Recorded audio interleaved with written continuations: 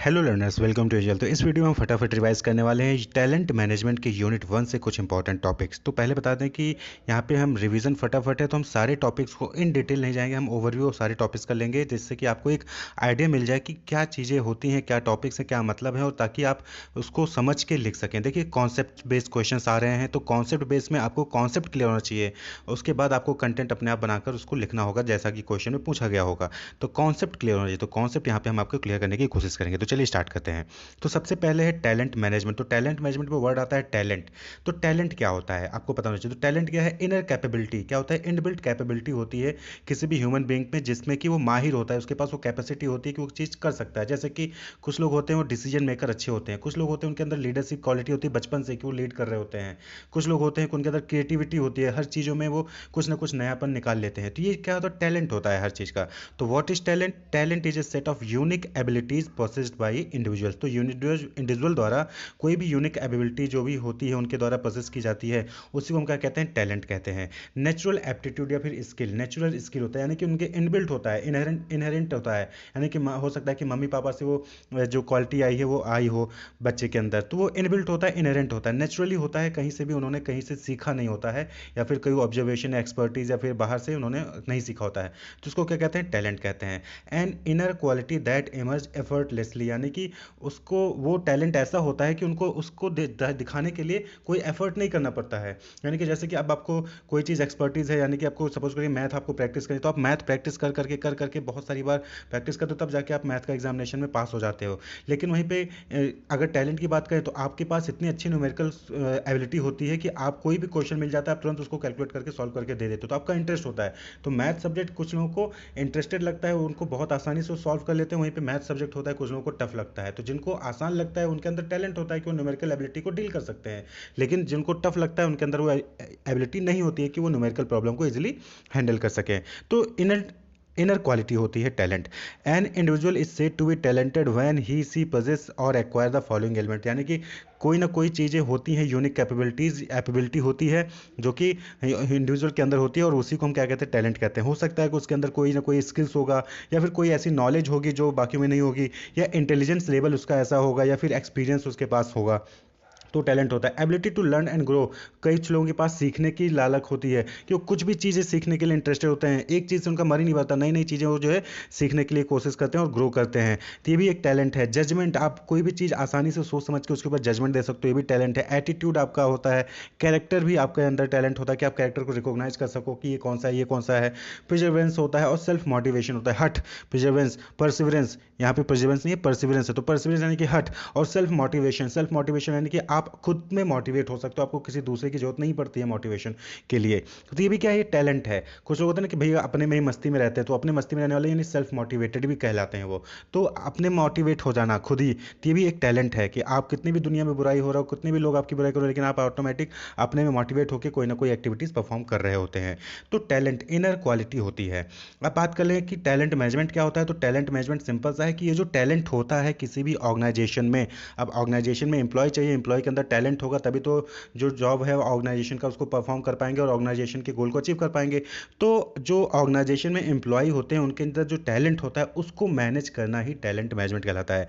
Managing the ability, competency and power of employ with in an organisation, वही क्या होगा? Talent management होगा। Everything that is done to recruit, retain, develop, reward and make people perform his part of talent management. तो सारी चीज़ें जो आप करते हो, रिक्रूटमेंट से लेके उनको रिटेन रखना, एम्प्लॉय को रिक्रूट करना, सेलेक्ट करना, रिटेन करना, डेवलप करना, उनको ट्रेनिंग देना, रिवॉर्ड देना यानी कि सैलरी हो गया, कंपनसेशन हो गया, और मेक पीपल परफॉर्म, और उनको परफॉर्म करने के लिए एलिजिबल करना, या फिर मोटिवेट करना कि वो अपनी टास्क को इजीली परफॉर्म करें, ये सारा क्या है? टैलेंट मैनेजमेंट का ही पार्ट होता है। तो टैलेंट मैनेजमेंट का मतलब सिंपली अगर हम बात करें तो क्या हो जाएगा कि managing the ability, competency and power of employ with in an organisation, तो that is talent management. Talent क्या हो गया? समझ में होगा कि टैलेंट मतलब कि एबिलिटी होती है, नेचुरल एबिलिटी होती है, नेचुरल स्किल होता है, इनर क्वालिटी होती है जिसको परफॉर्म करने के लिए आपको कोई भी एफर्ट नहीं लगाना पड़ता है। अब नेक्स्ट बात है, टॉपिक है type of talent. Type of talent यानी टैलेंट कितने टाइप के होते हैं? नॉर्मली दो टाइप के होते हैं, एक होता है यूनी और होता है एक दूसरा मल्टी। तो यूनी डायमेंशनल यानी कि एक डायमेंशन, यानी कि आपके पास कोई एक टाइप का टैलेंट होगा, एक ही पर्टिकुलर स्किल होगा, पर्टिकुलर एबिलिटी होगी, यानी कि आप कोई एक ही टास्क को, एक ही चीज़ में एक्सपर्ट होंगे। ठीक है, best in a particular skill. हो सकता है कि आप एडमिनिस्ट्रेशन वर्क में जो है बेस्ट है, हो सकता है आप जो है सेल्स में बेस्ट हो, तो आप किसी एक ही में जो है बेस्ट होते हैं, तो उसको कहते हैं यूनी डायमेंशनल टैलेंट। वहीं पे मल्टी डायमेंशनल टैलेंट मतलब क्या हो गया कि आप मल्टीपल चीज़ों में टैलेंटेड होते हैं, यानी कि आप एडमिनिस्ट्रेशन में भी टैलेंटेड हैं, सेल्स में भी टैलेंटेड है, तो मल्टीपल स्किल्स और एबिलिटीज होती हैं। One employ is best in administration, sales, accounting and production, यानी कि वो सारी चीज़ों में एक्सपर्ट है, तो इसको कहते हैं मल्टी डायमेंशनल टैलेंट। तो टैलेंट दो टाइप का होता है। नेक्स्ट जो है वो है इंपॉर्टेंस ऑफ टैलेंट मैनेजमेंट, यानी कि टैलेंट मैनेजमेंट का इंपॉर्टेंस क्या है, क्यों हम टैलेंट को मैनेज करते हैं, यानी कि जो भी किसी ऑर्गेनाइजेशन में जो एम्प्लॉय होते हैं उनके टैलेंट को मैनेज करने की क्या जरूरत है। तो बट ऑब्वियस सी बात है कि right person in the right job, अगर आपको पता होगा कि किस पर्सन के अंदर क्या टैलेंट है, तो उसको अगर आप सही से मैनेज करोगे तो उसको सही जॉब करवाओगे। आपको पता है कि एक पर्सन है जिसके अंदर न्यूमेरिकल या अकाउंटिंग की कैपेबिलिटी, वो अकाउंटिंग वर्क जो है अच्छे से कर लेता है, और आप उसे सेल्स का काम करा रहे हो, तो कहीं ना कहीं आपकी परफॉर्मेंस गलत होगी। वो राइट पर्सन जो है राइट जॉब पे नहीं है। तो अकाउंटिंग में अगर उसकी कैपेबिलिटी है तो उसके टैलेंट को पहचानिए और उसको राइट प्लेस पे पोस्ट करिए। तो right person in the right job, retaining the top talent. अगर आपको पता है कि हाँ इन सबके पास ये एम्प्लॉय बहुत टैलेंटेड है, इसके पास बहुत सारी चीज़ें हैं, क्रिएटिव स्किल है, डिसीजन मेकिंग अच्छी है, या फिर सेल्स अच्छे कर लेता है, तो आपको उसको रिटेन करने में हेल्प होता है। अब आपको पता ही नहीं कि इसके अंदर क्या टैलेंट है, तो बट ऑब्वियस बात है कि आप उसको रिटेन करने की कोशिश नहीं करेंगे। नेक्स्ट है बेटर अंडरस्टैंडिंग ऑफ एम्प्लॉयज़। तो एम्प्लॉयज़ को आप अच्छे से समझ सकते हैं अगर आपको टैलेंट मैनेजमेंट कर रहे हैं। बेटर प्रोफेशनल डेवलपमेंट डिसीजन, आप जो है उस एम्प्लॉय के प्रोफेशनल डेवलपमेंट के लिए भी जो है बेटर डिसीजन ले सकेंगे, जब आपको पता होगा कि उसके अंदर क्या टैलेंट है और क्या टैलेंट नहीं है। कस्टमर सेटिस्फैक्शन, बट ऑब्वियस बात है कि अगर टैलेंटेड है और एम्प्लॉय आपके यहाँ टैलेंट है और टैलेंट मैनेजमेंट को आप सही से यूटिलाइज करें, तो आप कस्टमर सेटिस्फैक्शन भी वहाँ पे होगा, एम्प्लॉय प्रोडक्टिविटी भी बढ़ेगी। टैलेंटेड पर्सन है, राइट पर्सन को राइट जॉब पे रखेंगे तो वहाँ पे प्रोडक्टिविटी भी बढ़ेगी। अब गलत पर्सन को गलत जॉब पे रख देंगे तो कहाँ प्रोडक्टिविटी देगा, लेकिन सही बंदे से सही काम करवाएंगे तो प्रोडक्टिविटी ऑर्गेनाइजेशन की बढ़ेगी। कंपनी का रेवेन्यू, बट ऑब्वियस बात है ओवरऑल क्या होगा कि कंपनी की रेवेन्यू जो है वो सेल्स जो है वो टर्नओवर जो है बढ़ेगी। तो ये इंपॉर्टेंस हो गया। अब बात करें की प्रोसेस ऑफ टैलेंट मैनेजमेंट, यानी कि टैलेंट मैनेजमेंट में क्या इंपॉर्टेंट स्टेप्स होते हैं। तो यही जो बाकी आप आगे अगर 1 2 3 4 यूनिट जो है, फिर 5 यूनिट है, यही सारी चीज़ें आप उसमें पढ़ते हैं। तो टैलेंट मैनेजमेंट क्या होता है, तो सबसे पहले देखिए टैलेंट मैनेजमेंट में क्या होता है, HRP यानी ह्यूमन रिसोर्स प्लानिंग। आप पहले प्लान करते हो कि करेंटली हमारा क्या सिचुएशन है, हमारे यहाँ पे कितने एम्प्लॉय हैं और हमें क्या चाहिए, कितने एम्प्लॉय चाहिए, कैसे क्वालिफिकेशन के, किस नेचर के, किस कैरेक्टरिस्टिक्स के एम्प्लॉय हमें चाहिए। तो process that identifies current and future human resource need for an organisation to achieve its goal. तो वो कहलाता है ह्यूमन रिसोर्स प्लानिंग, यानी कि आप ह्यूमन रिसोर्स को प्लान कर रहे हो कि करेंटली हमारे पास कितने हैं और हमें कितना इन फ्यूचर चाहिए होगा, ताकि हम अपने ऑर्गेनाइजेशन के गोल को अचीव कर सके। That is process that identifies current and future human resource needs for an organisation to achieve its goal. तो इससे क्या होता है कि हम राइट पीपल को चूज करेंगे, राइट कैपेबिलिटी वाले, यानी कि राइट टैलेंटेड पर्सन को हम चूज करेंगे, राइट टाइम पे चूज करेंगे और राइट प्लेस पे हम उसको पोस्ट करेंगे, यानी कि राइट जॉब पे हम उसको पोस्ट करेंगे। तो ह्यूमन रिसोर्स प्लानिंग कहलाता है, प्लान करना कि कहाँ हमें अभी हमारे पास कितने ह्यूमन रिसोर्स हैं और इन फ्यूचर हमें कितने चाहिए होंगे। तो उसके अकॉर्डिंग जो है आप राइट पर्सन को सर्च कर लोगे, राइट कैपेबिलिटी वाले पर्सन को सर्च करोगे, राइट टाइम पे उसको रिक्रूट कर लोगे और राइट जॉब पे उसको प्लेस कर दोगे। That is human resource planning. ये भी क्या है, टैलेंट मैनेजमेंट का हिस्सा है। इसी तरीके से अगला हो गया कि जब आप प्लान कर ले तो अगला काम क्या होता है आपका, रिक्रूटमेंट का।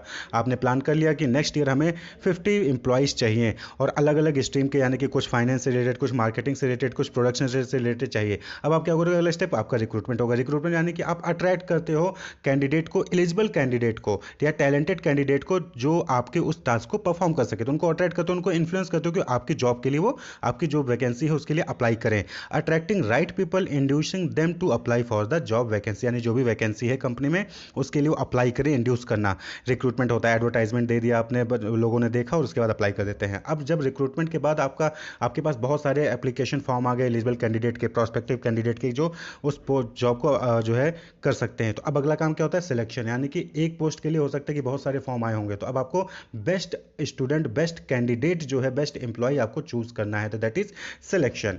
सिलेक्शन में क्या हो गया, choosing the best candidate for the applied candidate, यानी कि फ्रॉम द अप्लाइड कैंडिडेट, यानी कि जितने लोगों ने अप्लाई किया है उस वैकेंसी के लिए उसमें से बेस्ट कैंडिडेट आपको चूज करना है। ये भी क्या है, टैलेंट मैनेजमेंट का प्रोसेस है। फिर ट्रेनिंग एंड डेवलपमेंट, आप जो आपने सेलेक्ट कर लिया उसके बाद उससे रिलेटेड जॉब को परफॉर्म करने से रिलेटेड जो भी ट्रेनिंग या डेवलपमेंट करना है वो आपको एम्प्लॉय को देना है। उनको रिटेंशन यानी कि रिटेन रोक के रखना।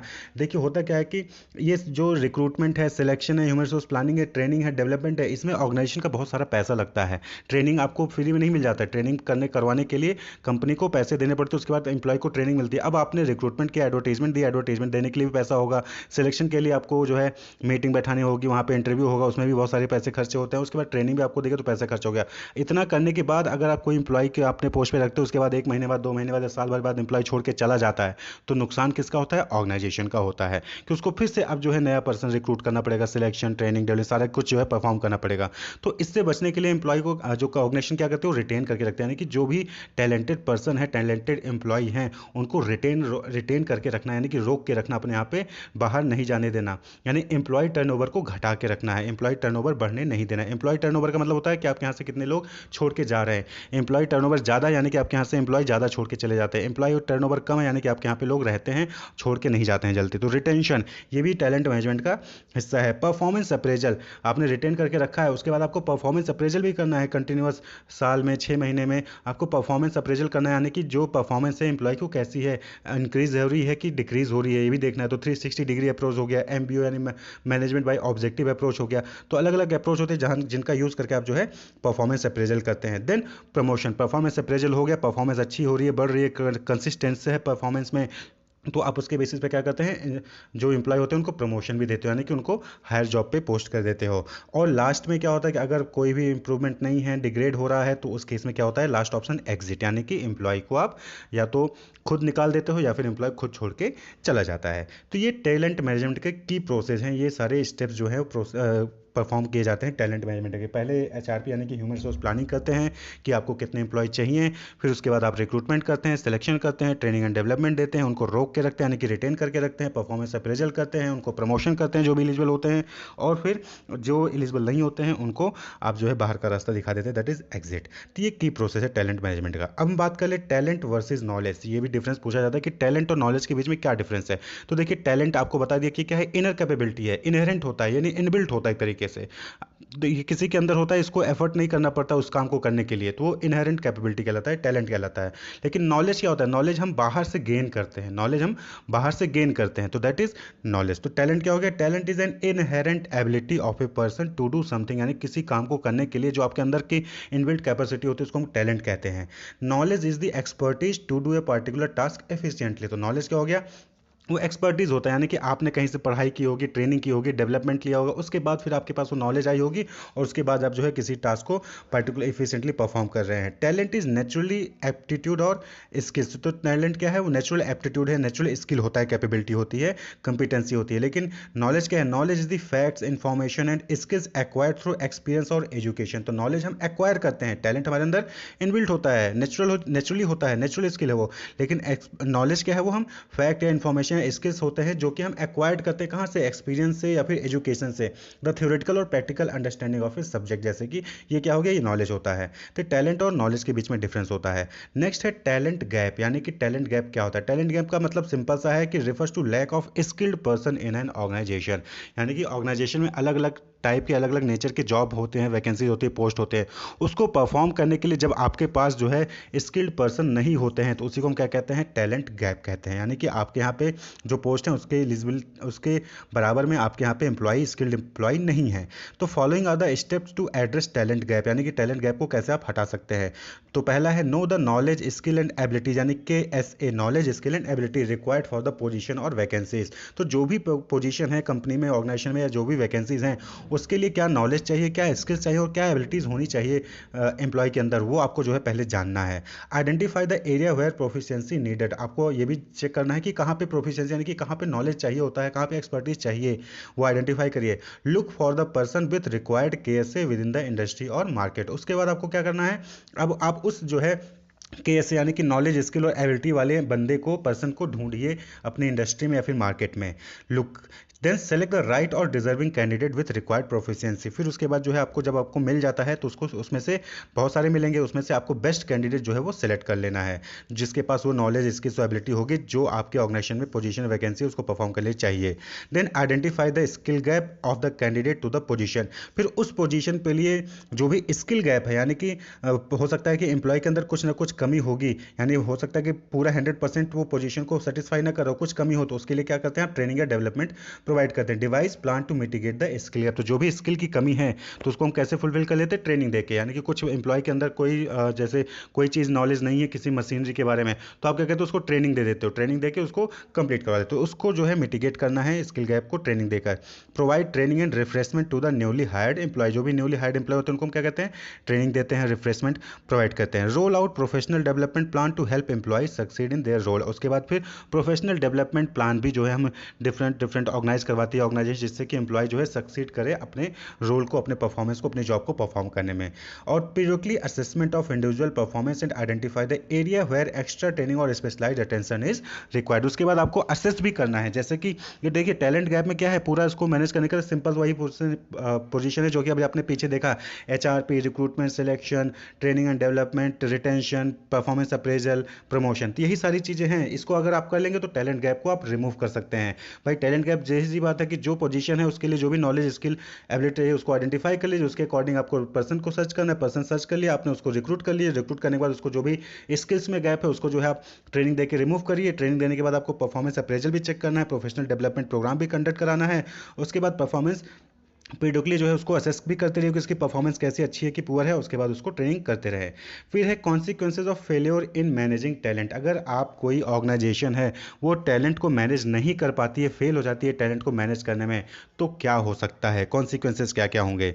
तो पहला डिक्लाइंड प्रोडक्टिविटी। बट ऑब्वियस सी बात है कि अगर आपके पास टैलेंटेड एम्प्लॉय नहीं है या फिर आपके पास एम्प्लॉय है लेकिन आपने उनको सही से मैनेज नहीं किया, राइट पर्सन को राइट जॉब पे नहीं रखा, तो फिर आपकी प्रोडक्टिविटी डिक्लाइन हो जाएगी, घट जाएगी। Increase turnover. टर्नओवर यानी कि एम्प्लॉय के पर्सपेक्टिव में बात हो रही है कि एम्प्लॉय जो है आपके यहाँ पे छोड़ के चले जाएंगे। आप बंदा जो है पीएचडी करके आ रहा है या फिर वो बीटेक इंजीनियरिंग करके आ रहा है, उसके बाद आप सोचे लेबर वर्क का काम करवा रहे हो, तो बट ऑब्वियस सी बात है क्या होगा कि वो छोड़ के चला जाएगा, तो एम्प्लॉय टर्नओवर जो है बढ़ेगा। Lack of coordination and cooperation. Coordination cooperation जो है कहीं ना कहीं घटेगा, वो बढ़ेगा नहीं, घटेगा जब अगर आप टैलेंट को सही से मैनेज नहीं कर पाओगे। Unsatisfactory reward. अनसेटिस्फैक्ट्री रिवॉर्ड यानी कि आप रिवॉर्ड भी अनसेटिस्फैक्ट्री दोगे। भाई ऑब्वियस सी बात है जब उसके अंदर के टैलेंट को जान ही नहीं रहे हो तो आप उसको उसके अकॉर्डिंग रिवॉर्ड भी नहीं दे पाओगे, तो क्या होगा, एम्प्लॉय छोड़ के चला जाएगा। Poor industrial relation. Industrial relation भी क्या होगा आपका, पुअर होगा, क्योंकि आपकी परफॉर्मेंस से आपकी प्रोडक्टिविटी ही क्या होगी, कम होगी।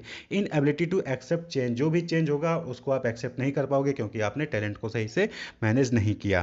तो ये कुछ कॉन्सिक्वेंसेज हैं कि अगर आप टैलेंट को मैनेज नहीं करते हो तो ये कहीं ना कहीं आपको नेगेटिव इंपैक्ट डालेगा ऑर्गेनाइजेशन के ऊपर। तो यूनिट 1 से कुछ इंपॉर्टेंट टॉपिक थे। Wish you all the best, keep watching, subscribe the channel for more videos. Thank you.